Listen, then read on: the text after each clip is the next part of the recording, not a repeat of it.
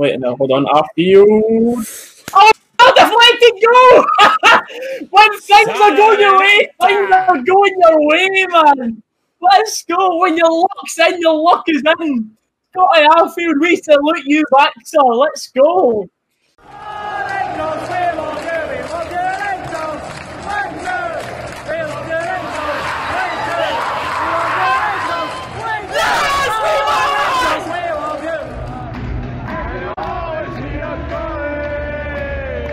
What is going on, everyone? Welcome back to another video, and this is long overdue international break is thankfully over, and boy did Rangers make it worth the wait today. 4-0, 4 different scorers, absolutely brilliant. Before today as well, the last 10 games between Rangers and Aberdeen, of course this is when our team was a little bit more depleted than what it is now. In the last 10 games at Ibrox, 5 wins to us, 1 draw and 4 losses, so that was a record against Aberdeen that we had to overturn quickly, and in the upcoming season and seasons I can see that turning around. Throughout this video, we're just going to go over some individual performances, go over the goals and just how good the team is playing right now. But once again, our channel is sponsored for the month of November. So I'm going to play a little pre-recorded clip of OneFootball and then we'll get back into talking more about the football. Today's video is indeed sponsored by OneFootball, which is a totally free football app. And I'm going to go through some of the reasons that might be beneficial to you.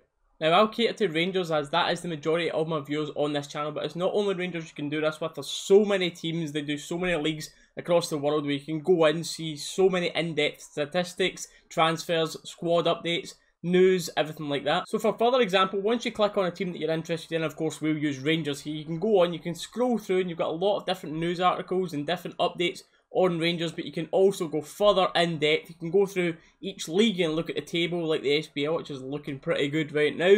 You can go through and see how many crosses we've put in, how many blocks. It's so many stats that you wouldn't necessarily think of, but it'd be cool to know. There's so many notifications that you can set up as well, which will come straight to your phone. For example, if it's a Rangers goal because you're out and about and can't catch the game, or you want to know what the Rangers lineup is, all that stuff is in with the app. And once again, it's totally free. The download link will be the top line in the description. So time to get more in depth about the actual game now. In the starting lineup, I was quite pleasantly surprised to see that it was only Jack as the true holding midfielder. Like, I really expected it to be a Kamara and Jack, or if Zungu was fit, a Zungu and Jack, or Dave, like 2 of them type of players.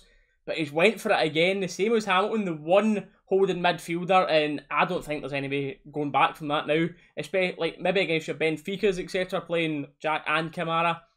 But Arfield and Aribo playing in front of Jack, for example, I think is the way to go now. Playing that many attacking options, we're just blowing teams away. We are far better than all these teams, and like, you need to respect the teams that you play, but we also need to respect that we are that good of a football team that we don't need the 2 defensive midfielders. Like, I understand the thinking of it to drop back, but Arfield, he's doing it. He's chipping in at both ends of the pitch, but he also offers a lot more going forward. Arfield, for me, was man of the match today. Just an absolute engine in the middle of that pitch. He's actually looked a lot better now than what he's been in past seasons for us, and he has been a good player, but I think he's arguably at his top form for Rangers right now, and maybe the healthy competition within the squad is bringing this side out of him, but I think he's absolutely been fantastic. There's so many players that you could have said were man of the match today. I don't think there was anyone like below an 8. For example, it was a great team performance, but I think he slightly edged it for me. We really did just control the game from start to finish. We limited Aberdeen to very few chances. McGregor did have a couple of saves to make. Unfortunately, we couldn't keep that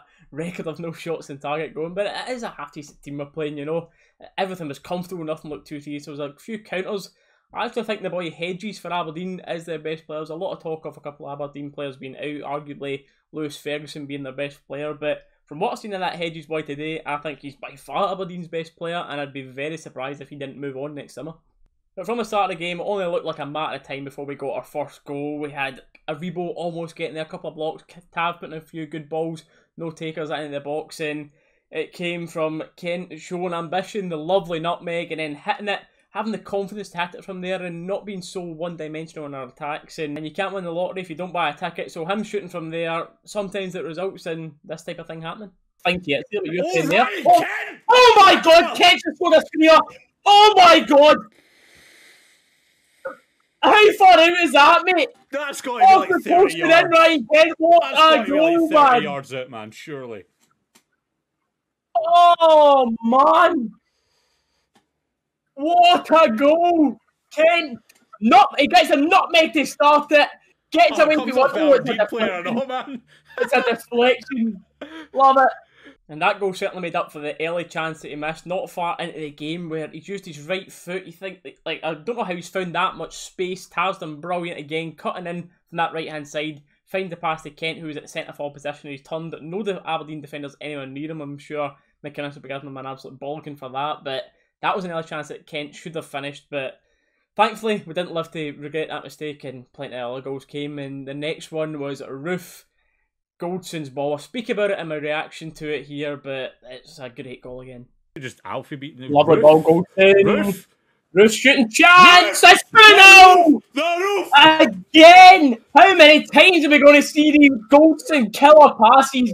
There's a lot still to do from Roof to cut inside, beat a few there, but brilliant advantage. That's two nutmeg goals. That's two fantastic nutmeg goals. I think the keeper gets a hand on it, but it's enough power on it to get past the keeper. And again, brilliant spin in behind from Roof. Yeah, excellent fighting. Brilliant.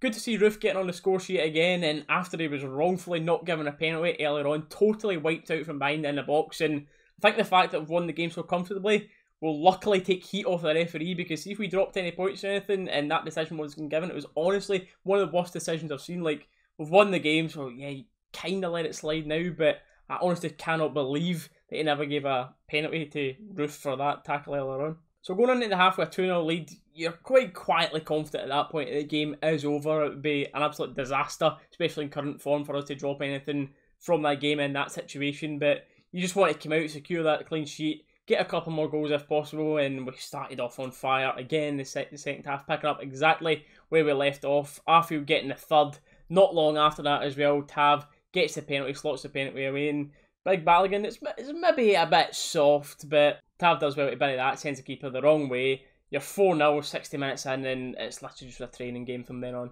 The beauty of having that comfortable of a lead in that type of game is the ability to rest players, and just the strength that we had coming off the bench today. Our B team would give anyone a game. Well, I say B team, like our bench today would literally give anyone a game in a league. Like today we had Jack, Kent, Morelos, Aribo and Roof coming off, and it was Itten, Hadji, Defoe, Kamara and Davis, and that is ridiculous strength to come off the bench. And we special mention to Itten, who came on again, and what he seems to do well, I think that's where he played for the team he played before in Switzerland.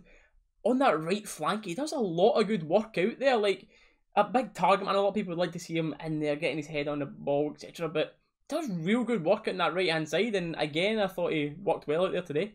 It is another one of those performances where we can barely pick out any negative parts of it. The only thing you could say is we could have had a lot more goals again. Another 4 though, great to see, but you just know we're absolutely spoiled now, don't you, when it's 4-0, we're saying only 4-0, but it really could have been a lot more than that. A lot of chances, Goldson hit the bar, a few good saves from Lewis and goal, and a lot of times we're trying to overcomplicate it, which gave us reactions like this in the live stream. How did you move it? A little bit too much on it to Defoe, but Defoe still managed to pick it up. Nice. That was oh my god! Someone just shoot! Stop passing it! You get it! You want to rip it out of them, but someone shoot!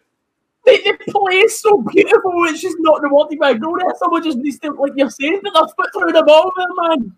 And again, we've touched on it a lot on the recent videos in the channel. The mentality of this squad just seems to be totally different, physically and mentally, equally both as important. They seem a totally different bunch of lads this year, and again, with them dropping points yesterday, and how well is our loans working?